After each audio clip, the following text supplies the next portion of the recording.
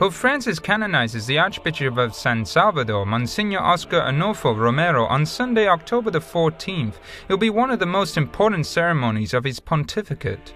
This is definitely a big moment for the Catholic Church as a whole. This is Pope Francis trying to say that the Catholic Church in Latin America has a lot to say, a lot to add to the Church as a whole. And we're talking about a very important figure for the people in El Salvador, but not only.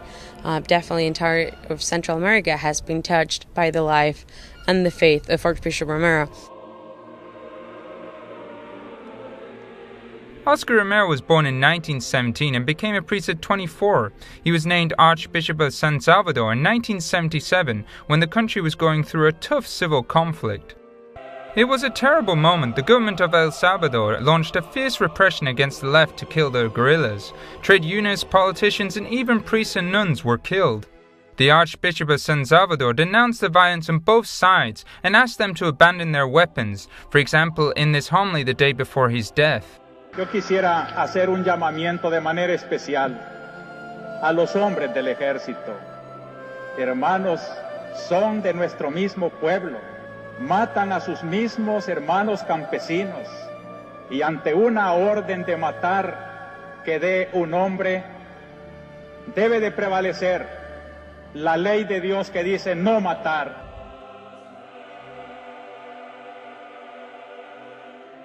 The murder shocked the world. It was March 24, 1980, during the Cold War. The death squad decided to shoot him when he couldn't defend himself during the celebration of Mass in a hospital chapel. Pasó hacia al altar.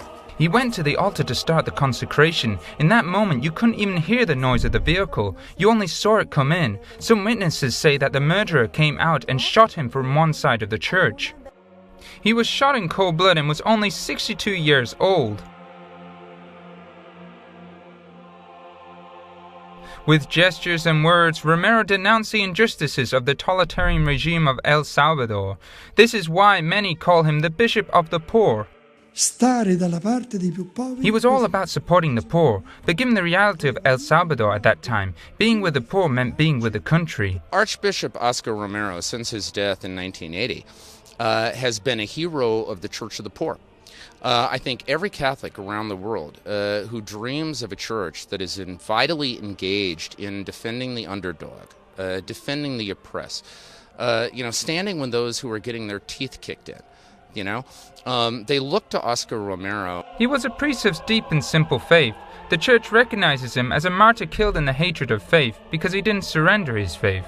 This is a consequence led him to his death. After his murder, some Marxists took his image and turned it into a symbol. This led some people of the Vatican Curia to stop the course of beatification for around 15 years.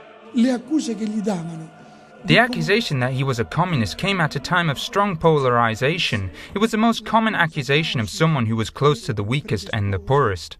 However, despite being discouraged, John Paul II went to pray before his grave on the 2 occasions he traveled to El Salvador, and included him in the list of witnesses to the faith in the 20th century.